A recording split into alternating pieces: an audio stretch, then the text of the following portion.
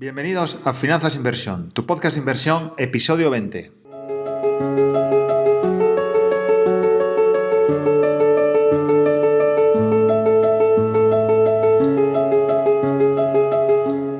Hola a todos, ¿cómo estáis? Bienvenidos al podcast de Finanzas Inversión, al aparato Javier García y Borja Rubí, socios fundadores de RWB y gestores de patrimonios independientes. Como ya sabes, en este podcast hablamos de inversión, de finanzas y de economía y está patrocinado por nuestra propia escuela de negocios y entidad de asesoramiento financiero independiente rwb.es, donde podéis encontrar asesoramiento puntual, recurrente, formación financiera para trabajar en banca, cursos de fondos, de bolsa o reservar una consultoría financiera para preguntarnos todo lo que queráis sobre vuestras inversiones. Hoy vamos a hablar de algo que nos lleváis pidiendo bastante tiempo. Son muchos los oyentes que nos escribís todas las semanas, que nos proponéis temas, que nos venís a ver. Muchos de vosotros incluso nos contratáis nuestro servicio para que revisemos vuestra cartera, para que le demos un vistazo a la gestión de vuestro patrimonio o porque sois ahorradores y necesitáis buscar una rentabilidad extra, ¿no?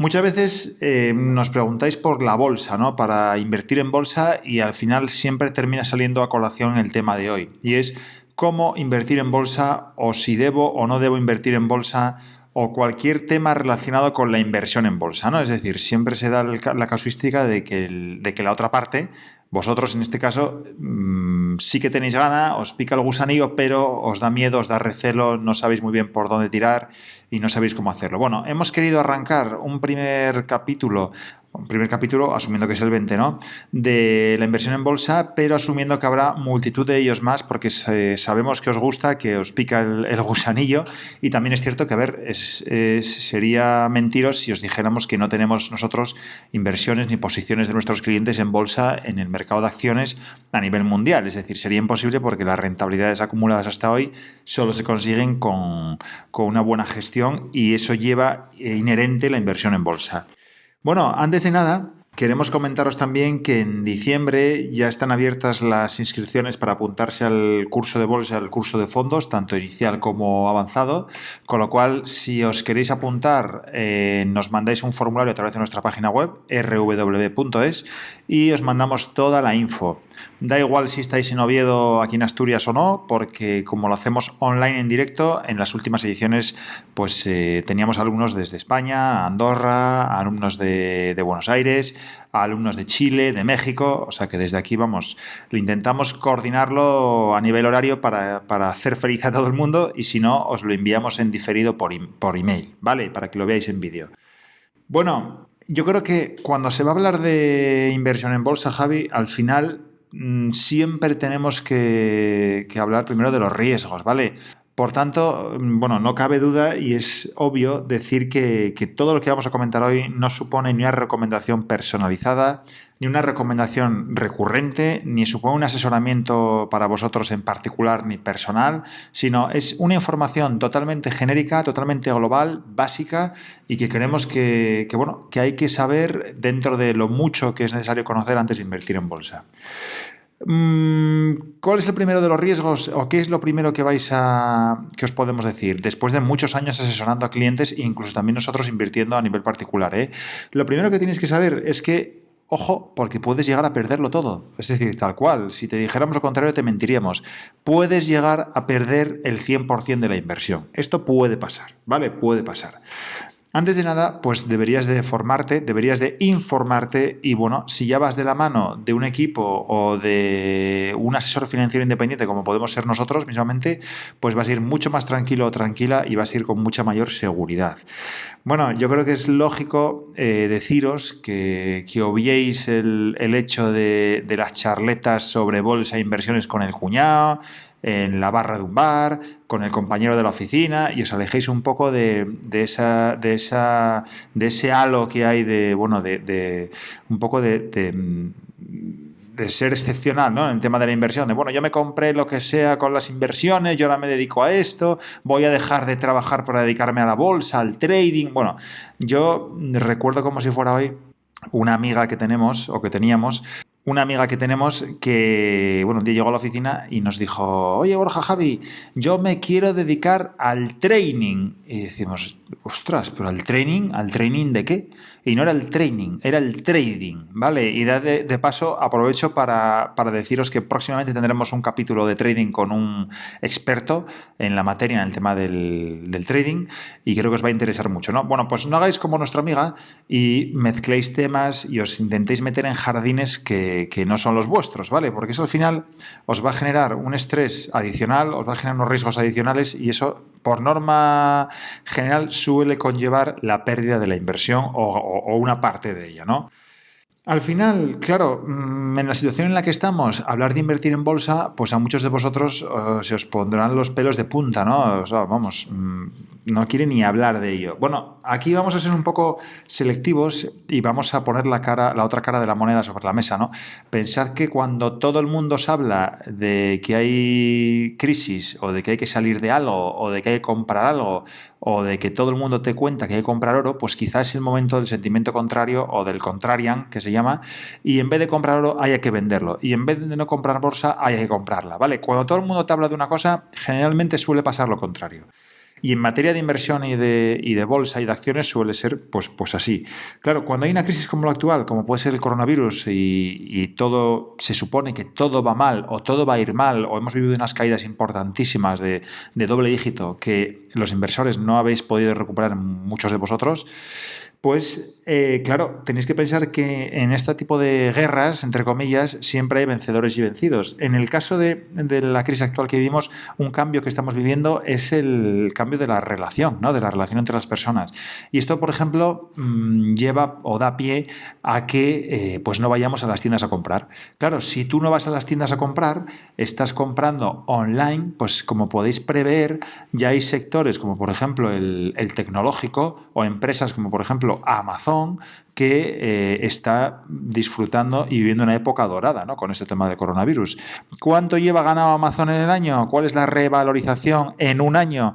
El 77% en concreto. O sea, que imaginaros el cambio que ha notado Amazon.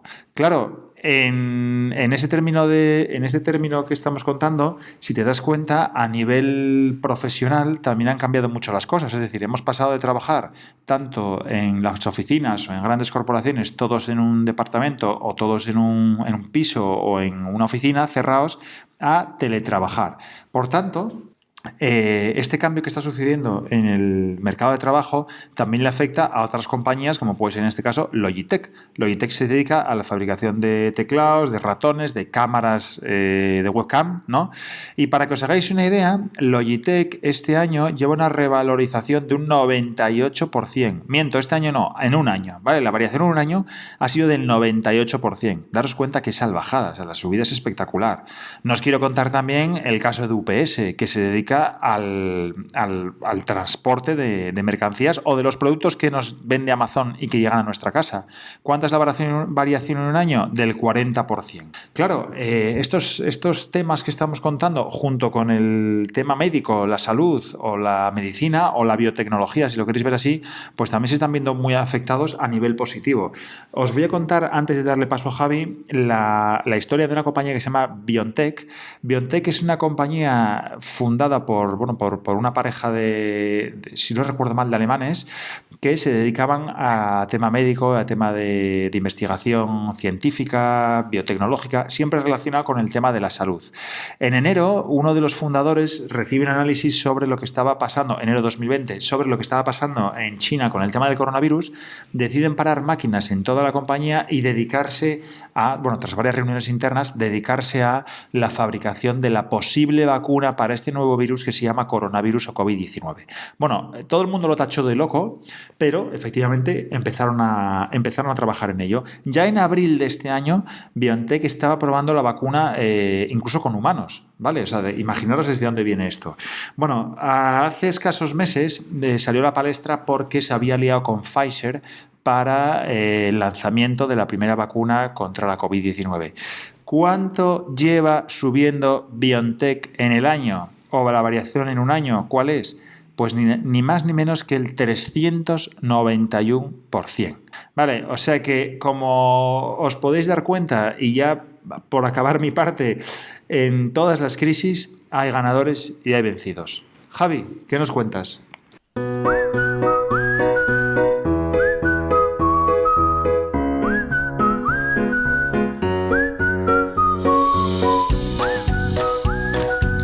Estás escuchando Finanzas Inversión con Javi García y Borja Rubí.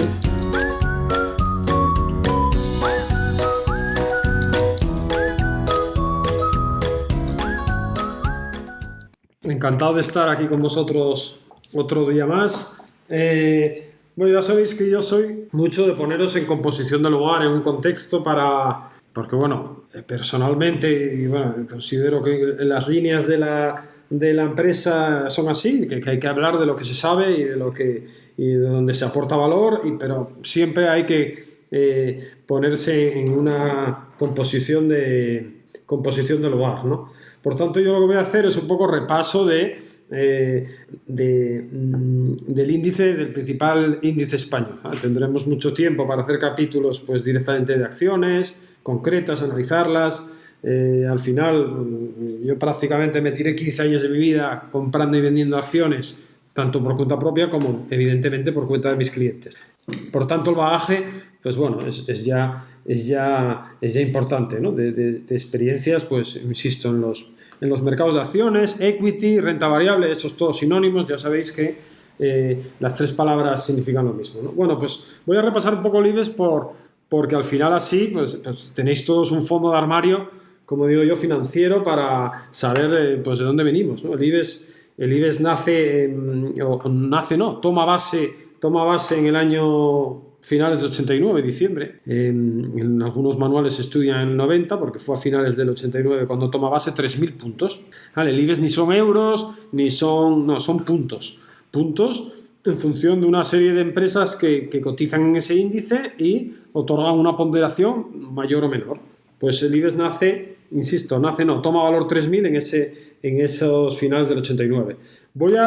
Evidentemente no voy a ir repasando año por año porque estaríamos aquí horas, ¿no? Pero bueno, sí los hechos que yo considero o que a mí me marcaron más, ¿no? y marcaron más el mercado y hechos más relevantes, ¿no? Como os podéis imaginar, el salto ya al periodo año 96, 97, de ahí hasta el año 2000, pues es uno de los grandes impulsos del IBEX histórico, ¿eh? Estoy hablando de histórico, insisto, de los años 90 a esto de 2020 que estamos, es decir, prácticamente 30 años. Un impulso buenísimo del IBEX son esos años 96-97 hasta el 2000. El 2000, ya sabéis que es el año del boom tecnológico, ¿no? De las .com, no sé si lo recordáis, pero fue el año de un poco de máxima explosión. Ahí el IBEX toca unos niveles de 12.500 puntos, recordad, venimos de 3.000, desde el año 96-97 pasa de 4.000 prácticamente a esos 12.000 que acabo de hablar. Eso estamos hablando de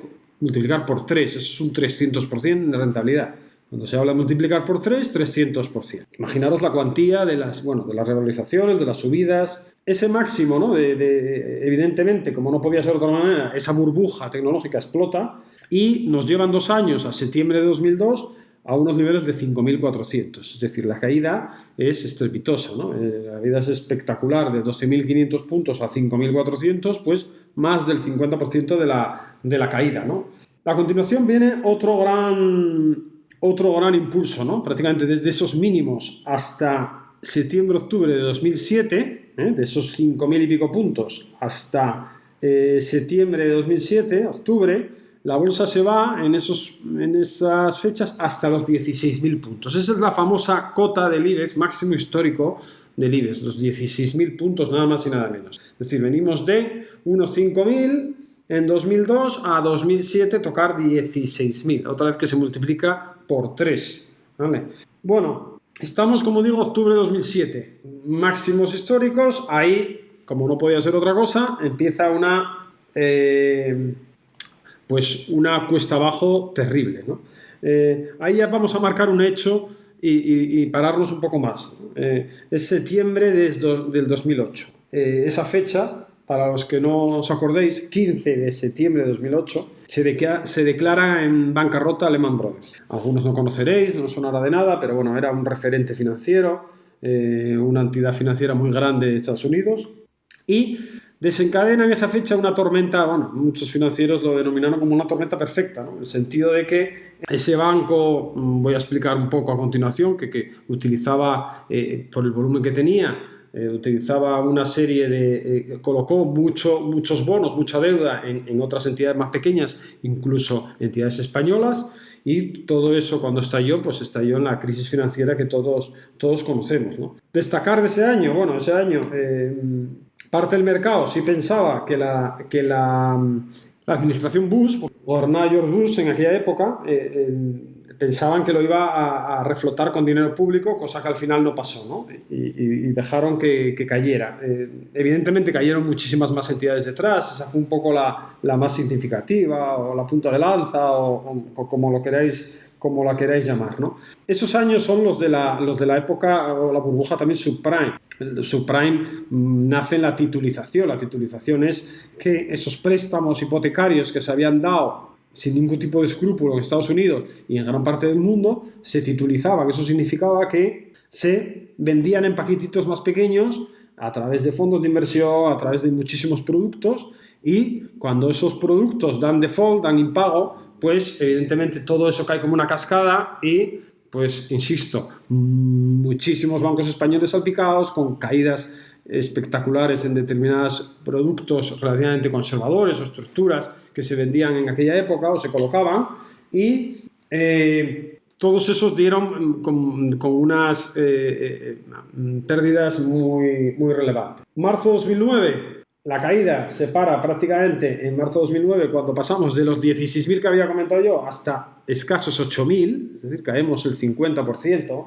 y luego, bueno, pues tenemos una época relativamente tranquila, sin tener en cuenta las caídas de 2000 previas a 2010, 2011. Otro hecho histórico que os quiero comentar, el julio de 2012. ¿Vale? Julio de 2012, concretamente el 26 de julio de 2012, gobernaba el Banco Central Europeo, no sé si os acordáis, de Mario Draghi, italiano.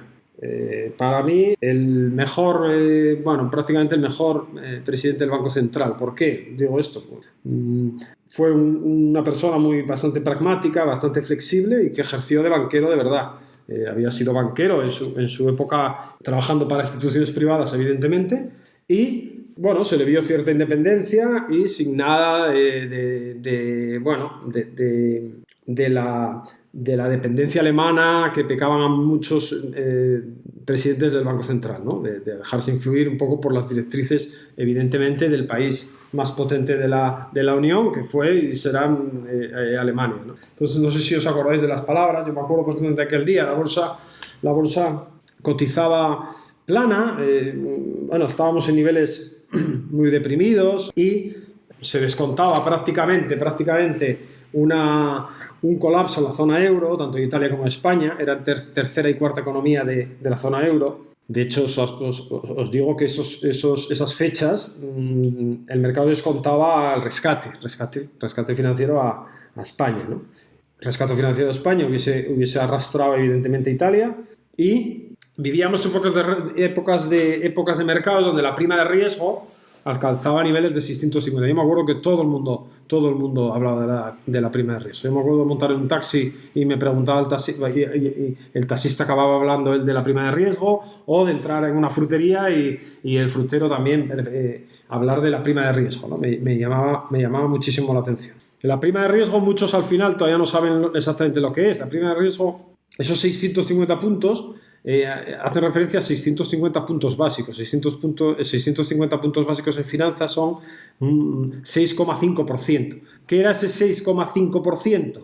La diferencia que había entre la rentabilidad de un bono alemán a 10 años con la rentabilidad de un bono español a 10 años. Es decir, si Alemania se financiaba al 1% en los mercados, es decir, Alemania emitía deuda y los inversores aceptaban comprar esa deuda a cambio de un 1%, en España, para emitir esa misma deuda con la garantía del Tesoro, en este caso español, tenía que pagar un 6,5% más. Eso es la primera regla. Es decir, el bono español estaría al 7,5% de rentabilidad frente al 1 del bono alemán. Eso es lo que es una prima de riesgo de 650 puntos básicos, ¿vale?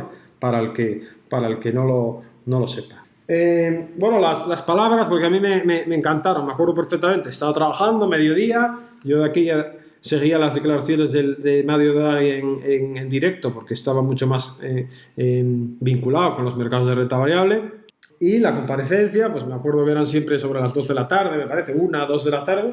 Pues al final acabó prácticamente la comparecencia con unas palabras que dejaron al mercado, bueno, como os voy a adelantar, pues al final dijo: dentro de nuestro mandato, el Banco Central está dispuesto a hacer lo que sea necesario para preservar el euro. Y acabó diciendo: y créanme, será suficiente, ¿vale? Pues esas palabras que luego se resumen en el whatever it takes, ¿no? Como diciendo lo que sea necesario. Pues el mercado aplaudió no, se puso eufórico. Esa sesión, el IBEX, insisto, de estar plano negativo, acabó en un más 6% esa jornada. Y se descontaba pues que el Banco Central iba a poner toda la carne en el asador para que ninguna economía del euro cayese, ¿no? Y la comparecencia es mucho más larga. Ahí dice también en la misma comparecencia que el euro está para quedarse, es decir, el euro no ni va a desaparecer, ni va a salir ninguna economía de la zona euro, de los países que estaban, es decir, da unos golpes muy serios sobre la mesa y pues siento unas bases de tranquilizar sobre todo a los mercados de renta variable que estaban pues muy, muy perjudicados, ¿no? Ese fue, ya os digo, el whatever it takes famoso fue pues bueno, un antes y un después, ¿no? ¿Por dónde seguimos? Bueno, por tampoco aburriros mucho más, ¿no? Estamos, insisto, en 2012, ahí en 2012 los mercados pues ya evidentemente toman esa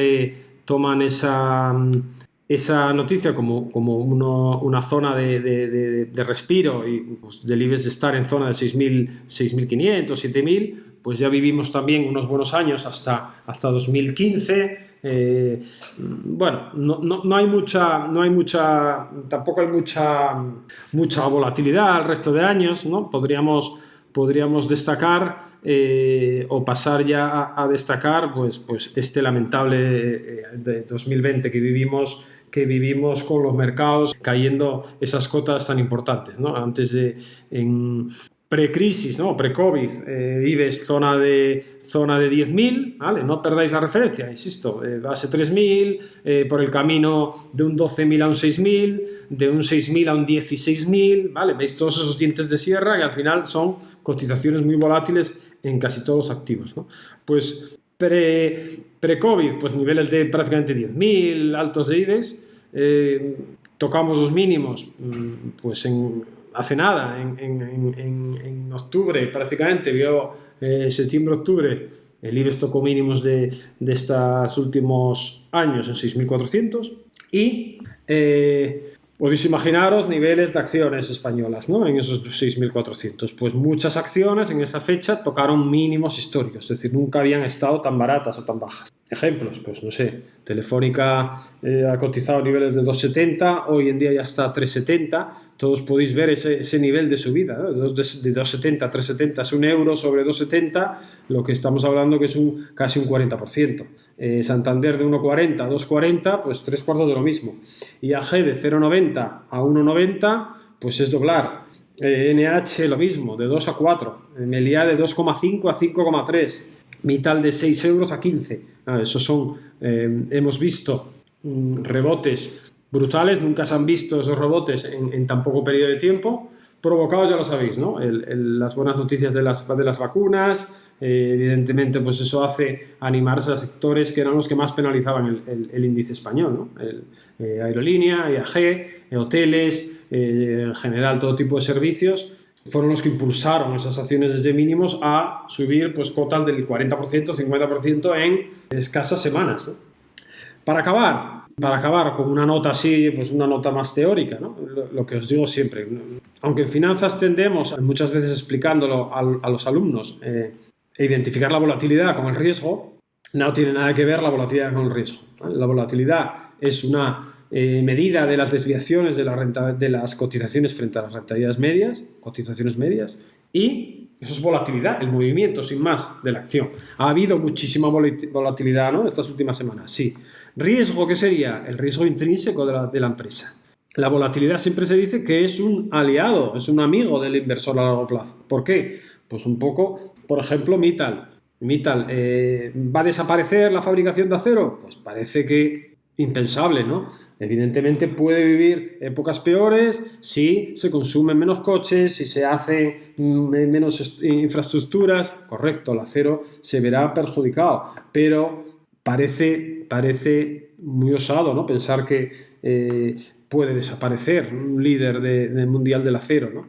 Pues insisto, para el inversor esa volatilidad es un aliado. ¿Por qué? Porque permite comprar un activo a 5 euros cuando la valoración de la compañía en escenarios, bueno, incluso pesimistas, depresivos, llamarlo como queráis, ¿no?, de cierta depresión o recesión, pues se iría muy por encima de esos 5 o 6 euros que ha cotizado, ¿no? De hecho, insisto, está hoy a 15, ¿vale? Por tanto, la volatilidad muchas veces es, insisto, pues un amigo, un aliado de los que somos más inversores a medio y largo plazo, ¿vale? Pues con eso el repaso del IBEX, ¿no? Acordaos esos grandes impulsos, 96, 97 a 2000, pasa de 4.000 a 12.000, de 2002 a 2007 pasó de 5.000 a 16.000. Bueno, vamos a ver qué pasa de septiembre de 2020, que ha cotizado en 6.700, a ver cuándo volvemos a ver pues niveles de... algunos dicen que le toca al IBEX el impulso hacia ver máximos históricos, acordaros de los 16.000, ¿no? Parece un poco lejos pensar en 16.000, la verdad, pero todo se verá, todo se andará, ¿no? Por mi parte, nada más. Creo que podremos hacer muchos más episodios de renta variable. Esperamos vuestras opiniones o consejos para, bueno, pues si queréis que analicemos algún mercado concreto o especifiquemos. Y bueno, por mi parte, otro día si podemos entrar con más detalle en esas cotizaciones o cotizaciones de algunos activos que han tenido estos movimientos que, insisto, han sido espectaculares, y cuando los pasemos a limpio, como yo digo, veréis esas rentabilidades en escasas semanas prácticamente, ¿vale?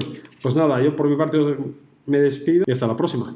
Pues hasta aquí el capítulo de hoy. No olvidéis suscribiros al podcast, valorarnos con 5 estrellas en iTunes, en iVoox, y seguirnos por favor en Spotify y en el resto de plataformas y podcasters. Y muchas gracias por dejar vuestros comentarios, preguntarnos todo lo que queráis, y ya sabéis, como siempre, sed felices. Os agradecemos que estéis al otro lado, os agradecemos mucho que estemos llegando casi a las 30.000 escuchas y muy cerquita ya de los 3.000 seguidores. Y como siempre, pues sabéis que os podéis encontrar en nuestra propia página web, en rw.es, en cualquier red social, incluso en LinkedIn, en Facebook, en Instagram, en YouTube. Y si estáis por Oviedo y os apetece tomar un café, nos avisáis. Nos vemos en la calle Cervantes 18. Y si estáis fuera, lo comentamos o lo tomamos por vía digital. Así que un abrazo muy fuerte y hasta la semana que viene. Chao, chao. Hasta luego.